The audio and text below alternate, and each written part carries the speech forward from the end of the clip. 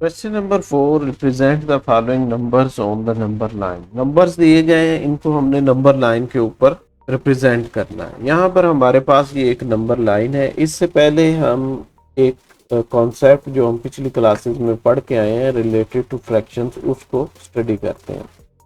जैसा कि यहाँ इस डायग्राम में आपके सामने कुछ फ्रैक्शंस दिखाई गई हैं। यहाँ पर अगर आप देखें तो ये हमारे पास एक डायग्राम थी जिसको 2 इक्वल पार्ट्स में डिवाइड किया। तो ये 1/2 जो है ये इसके शेडेड हिस्से को जाहिर कर रहा है कि इसके 2 में से एक जो है, यानी 1/2 का मतलब है 2 में से एक हिस्सा जो है वो शेडेड है। इसी तरह से अगर यहाँ नीचे देखें तो इसी को हमने 4 इक्वल पार्ट्स में डिवाइड कर दिया। तो 2/4 से मुराद होगा कि जो टोटल 4 इक्वल पार्ट्स है उनमें से 2 जो है वो शेडेड है। इसी तरह से इसी डायग्राम को हमने 8 इक्वल पार्ट्स में डिवाइड कर दिया और उनमें से 4 पार्ट्स जो है वो शेडेड है। तो अगर हम इसको पढ़ेंगे तो इसको पढ़ेंगे 4 आउट ऑफ 8 जो है, यानी 4/8 पार्ट्स जो है वो शेडेड है। अब चलिए इस डायग्राम में सबसे पहले तो हम इस नंबर लाइन को कंप्लीट करते हैं। नंबर लाइन जैसा कि इसके सेंटर में 0 होता है और यहाँ पर हमने इसकी डेफिनेशन में पढ़ा है कि ज्योमेट्रिकली हम नंबर्स को एसोसिएट करते हैं इससे, और हर नंबर सिर्फ और सिर्फ एक ही, यानी 1-to-1 कॉरस्पॉन्डेंस होती है। तो यहाँ पर 0, और अगर हम राइट साइड पे जाएंगे तो ये +1 +2 +3 +4, और लेफ्ट हैंड साइड पे -1 -2 -3 और -4, इस तरह से नंबर्स आ जाएंगे। अब हमारा गिवन नंबर जो है वो है 2/3। 2/3 अगर हम देखें तो ये 0 पॉइंट यानी 1 से छोटी वैल्यू है, यानी it is less than 1। 2/3 is less than 1। तो इसका मतलब ये है कि ये नंबर, और ये पॉजिटिव है तो लिहाजा ये राइट हैंड साइड पे आएगा, 0 से 1 के दरमियान में कहीं होगा। अब इसको हमने फाइंड आउट करना है।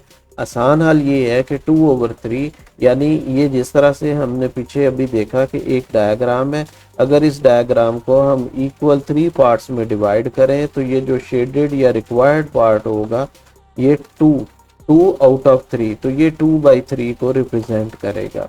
इसी तरह से अब सिंपली हम ये करते हैं कि इस टोटल लेंथ जो कि 0 और 1 के दरमियान में है, जो कि इक्वल टू 1 है, इसको 3 इक्वल पार्ट्स में डिवाइड कर देते हैं। जब हम इसको 3 इक्वल पार्ट्स में डिवाइड करेंगे तो ये जो 2/3 से मुराद होगा 3 में से 2, यानी 0 से शुरू होंगे, ये 1 ये 2। तो यहाँ पर ये जो है ये हमारा P पॉइंट होगा जो कि रिप्रेजेंट करेगा 2/3 को। इस तरह से हमने इस नंबर 2/3 को रिप्रेजेंट कर दिया नंबर लाइन के ऊपर।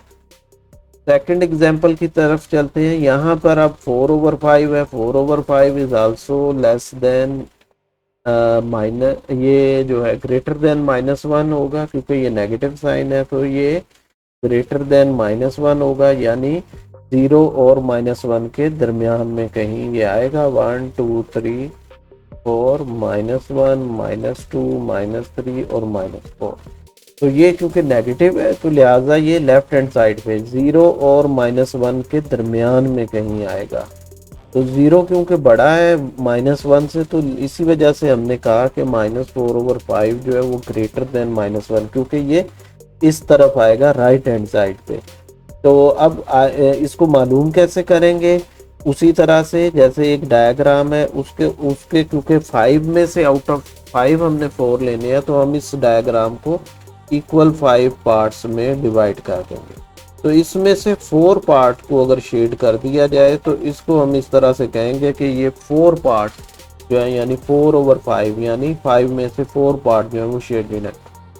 अब के उसी तरह से ये जो लेफ्ट हैंड साइड पे 0 और -1 के दरमियान में जो टोटल वैल्यू 1 है, इसको हम इक्वल 5 पार्ट्स में डिवाइड कर देते हैं और उनमें से फिर हम 4 पार्ट लेंगे, यानी 1 2 3 और ये 4। तो ये पॉइंट जो है ये P पॉइंट होगा जो कि हमारा 4/5 को रिप्रेजेंट करेगा, -4/5 को रिप्रेजेंट करेगा। तो ये -4/5 आ जाएगा। इसी तरह से नेक्स्ट एग्जांपल में देखिए, हमारे पास है 1/3/4। अब अगर आप ये देखें तो ये 1 होल यानी 1 पूरा है, और उसमें इसको हम कहेंगे 1+3/4 एक्चुअली। तो ये बेसिकली अगर देखा जाए तो ये 1 से बड़ा है, लेकिन ये 2 से छोटी वैल्यू है, तो लिहाजा ये 1 और 2 के दरमियान में कहीं होगी। सबसे पहले तो हम नंबर लाइन को देखते हैं। ये अगर 0 है तो ये 1 2 3 4, इसी तरह से -1 -2 -3 और -4। अब यहाँ पर अगर देखें तो ये 1 होल 1 तक तो ये पूरा आ गया। अब ये 3/4 इस 1 से आगे है कहीं, तो अब इसमें ये होगा कि 1 और 2 के दरमियान वाली जो लाइन है इसको हम 3/4 इसमें फाइंड आउट करेंगे। 3/4 कैसे मिलेगा हमें? हमारी जो डायग्राम है अगर हम उसको इक्वल 4 पार्ट्स में डिवाइड करते हैं, तो इसमें से अगर 3 पार्ट्स को शेड कर दिया जाता है तो ये 3/4 के इक्वल होंगे। तो इसी तरह से 1 और 2 के दरमियान ये जो सेगमेंट है जो कि 1 के ही इक्वल है, 1 यूनिट के इक्वल इसकी लेंथ है, इसको हम 4 इक्वल पार्ट्स में डिवाइड कर देते हैं। तो उसमें से 3 पार्ट्स लेंगे, तो ये 1 2 और ये 3 पार्ट लिए हमने, तो ये हमारा पी पॉइंट होगा, और इस पॉइंट के एसोसिएटेड जो वैल्यू होगी वो 1+3/4 यानी 1 ये पूरा +3/4, या इसको 1 होल 3/4 हम लिख। नेक्स्ट में देखिए -2 होल 5/8 है। अब यहाँ पर अब अगर सबसे पहले तो हम 0 1 2 3 4 -1 -2 -3 -4 अपनी इस नंबर लाइन को हमने मार्किंग कर दी। अब यहाँ पर -2 ये है, -2 तक तो ये वैल्यू पूरी है, उसके बाद आगे 5 यानी इस सेगमेंट में ये जो -2 और 3 के दरमियान वाला सेगमेंट है यहाँ कहीं, क्योंकि -2 और ये -5/8 के इक्वल होगा, यानी ये इन दोनों का इसके अंदर हम इसको ऐड करेंगे। तो ये हमने बेसिकली -5/8 ढूंढना है, लेकिन ढूंढेंगे हम इस जगह पर। तो उसी तरह से आपने करना क्या है, जैसा कि यहाँ पर ये हमारे पास एक डायग्राम है, इसको आपने इक्वल 8 पार्ट्स में डिवाइड कर देना, और इनमें से 5 पार्ट्स लें, 1 2 3 4 5। ये 5 शेडेड पार्ट्स जो हैं ये बेसिकली 5/8 को रिप्रेजेंट कर रहे हैं।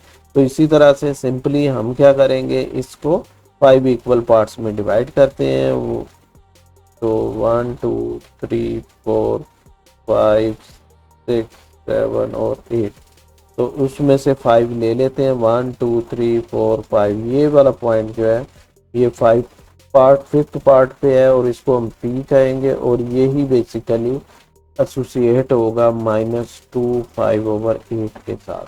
नेक्स्ट में देखें, नेक्स्ट में अब हमें पॉजिटिव वैल्यू दी गई है जो कि 2 होल 3/4 है। तो सबसे पहले तो हम मार्किंग करते हैं, 0 1 2 3 4 -1 -2 -3 -4। ये हमारे पास मार्किंग आ गई नंबर लाइन की। नंबर लाइन में 2 कंप्लीट है, क्योंकि ये होगा 2 + 3/4। तो यहाँ पर 2 तक तो वैल्यू कंप्लीट है, उसके बाद आगे कितना है 3/4। तो नेक्स्ट सेगमेंट जो है हम उसको 4 इक्वल पार्ट्स में डिवाइड करते हैं। तो 4 इक्वल पार्ट में जब डिवाइड करेंगे तो उनमें से 3 लेंगे, तो ये हमारा थर्ड पार्ट होगा, 1 2 3 थर्ड पार्ट, ये पी होगा बेसिकली। और ये यहाँ पर पी जो है इट विल रिप्रेजेंट 2 होल 3/4। चलते हैं नेक्स्ट पार्ट की तरफ, जिसमें हमें अब एक इरेशनल नंबर √5 दिया गया है। इसी से मिलता जुलते क्वेश्चन और तरीक़ेकार भी उनका सेम होगा, उनको सॉल्व करने का √3 और √2 भी हो सकते हैं, लेकिन यहाँ पर हम √5 को स्टडी करेंगे। √5 में इसको स्टडी करने से पहले हम एक अपना आर्टिकल रिकॉल करते हैं, जिसको पाइथागोरस थ्योरम कहते हैं। इसके मुताबिक किसी भी राइट ट्राइंगल, यानी ऐसी ट्राइंगल जिसमें एक एंगल जो है वो 90 डिग्री का होगा, तो इसकी ये जो बड़े वाली साइड, यानी हमेशा 90 के सामने वाली साइड जो है ये बड़ी होगी। इसका स्क्वायर जो है वो बराबर होगा बाकी दो साइड्स जो है उनकी स्क्वायर्स के सम के। तो यहाँ अगर हमारे पास एक राइट ट्राइंगल हो, जैसा कि यहाँ पर ये एक राइट ट्राइंगल है, इसमें a = 1 है, b की वैल्यू भी 1 है, और ये 90 का एंगल है, तो इसमें सी की वैल्यू क्या होगी? तो इसी रिलेशन को हम यूज करेंगे। तो सी स्क्वेयर बराबर है ए स्क्वेयर प्लस बी स्क्वेयर के। तो यहाँ से सी स्क्वेयर बराबर आ जाएगा 1 का स्क्वेयर प्लस 1 का square, that is 1 plus 1 and 2। तो C square is equal to 2, तो सी बराबर आ जाएगा स्क्वेयर रूट 2 के। तो इसी तरह से अगर हम यहाँ पर एक और राइट ट्राइंगल लेते हैं जैसा कि ये है, इसमें यहाँ हमारे पास a इज इक्वल टू 1 है, जबकि b जो है दैट इज इक्वल टू 2, ये एंगल 90 डिग्री का। तो c की वैल्यू क्या होगी? c हमेशा बराबर होता है a स्क्वेयर और b स्क्वेयर के स्क्वेयर रूट के, यानी अगर हम यहाँ पर दोनों तरफ स्क्वेयर रूट ले लें तो हमें c की वैल्यू मिल जाएगी। तो यहाँ पर a बराबर है 1 के, तो 1 का स्क्वायर प्लस b बराबर है 2 के, तो 2 का स्क्वायर। तो ये आ जाएगा 1 प्लस 4 स्क्वायर रूट, और इसको सॉल्व करें तो ये स्क्वायर रूट 5 मिलता। इसी कॉन्सेप्ट को हम यूज करेंगे यहाँ पर इस क्वेश्चन को सॉल्व करते हुए। यानी अब यहाँ पर हमें एक ऐसी ट्राइंगल चाहिए जिसकी वैल्यू ऑफ b जो है वो 2 के बराबर हो, और जिसकी a की वैल्यू 1, यानी एक साइड 2 के बराबर हो यूनिट के और एक साइड 1 यूनिट के बराबर हो। तो हम यहाँ पर एक ट्राइंगल जो है उसको ड्रा करते हैं, और इस तरह से ये देखिए ये 0 से शुरू हो रही है और इसकी लेंथ जो है दैट इज इक्वल टू, और इसी तरह से अगर हम इसको अपवर्ड ड्रा करें तो ये ऐसे आ जाएगी। अब ये जो है यहाँ से लेकर इसको अगर हम O का नाम दें, इसको A का और इसको B का, तो OA लेंथ जो है दैट इज इक्वल टू 2। इसी तरह से OB लेंथ 1 के बराबर है, और अगर हम इनको ज्वाइन कर दें ये एंगल 90 डिग्री का है, और इसी चीज़ का हमने ध्यान रखना कि ये एंगल 90 डिग्री होना चाहिए। तो पाइथागोरस थ्योरम के मुताबिक ये जो वैल्यू होगी OB ये 5 के इक्वल होगी। अब हमारे पास एक मेजरमेंट आ गई जो कि इक्वल टू स्क्वायर रूट 5 है, जैसा कि OB। अगर OB लेंथ को हम नंबर लाइन पर ले आए तो ये उस P पॉइंट को रिप्रेजेंट करेगी जो कि इक्वल होगा स्क्वायर रूट 5 के, यानी जो कि रिप्रेजेंट करेगा स्क्वायर रूट 5 को नंबर लाइन पर। अब इसको आसानी से हम इस तरह से कंपास की मदद से कर सकते हैं कि यहाँ पर हम कंपास को रखेंगे पहले, और उसको यहाँ तक हम ओपन करेंगे।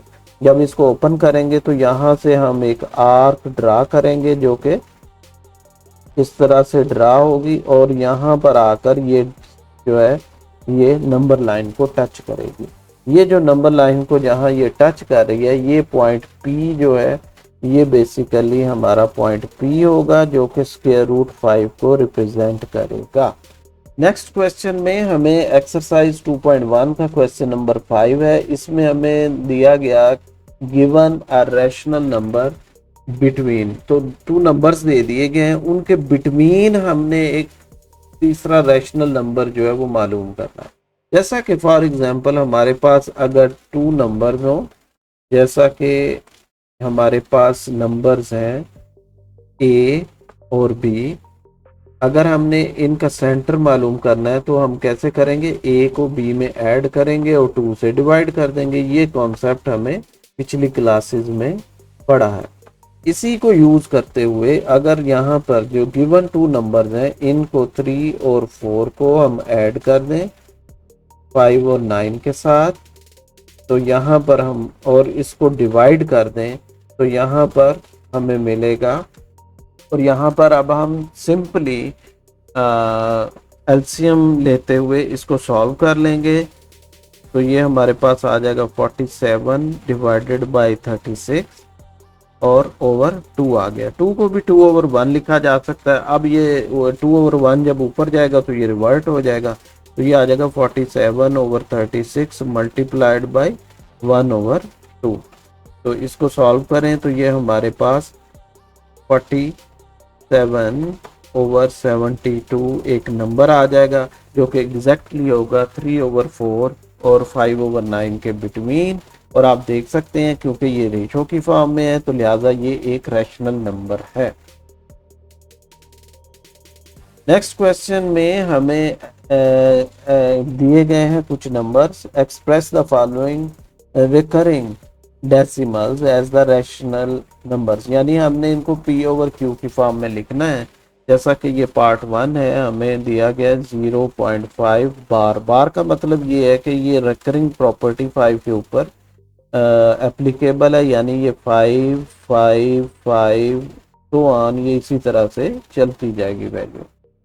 तो अब फर्ज कर लेते हैं कि ये x के इक्वल है, यानी x is equal to 0.555 so on. अब अगर इसी स्टेटमेंट को हम दोनों तरफ 10 से मल्टीप्लाई कर दें तो ये आ जाएगा 10x इज इक्वल टू, जब हम इस वैल्यू को 10 से मल्टीप्लाई करेंगे तो ये डेसिमल एक डिजिट आगे चला जाएगा, तो ये हमारे पास आ जाएगा 5.555 सो ऑन।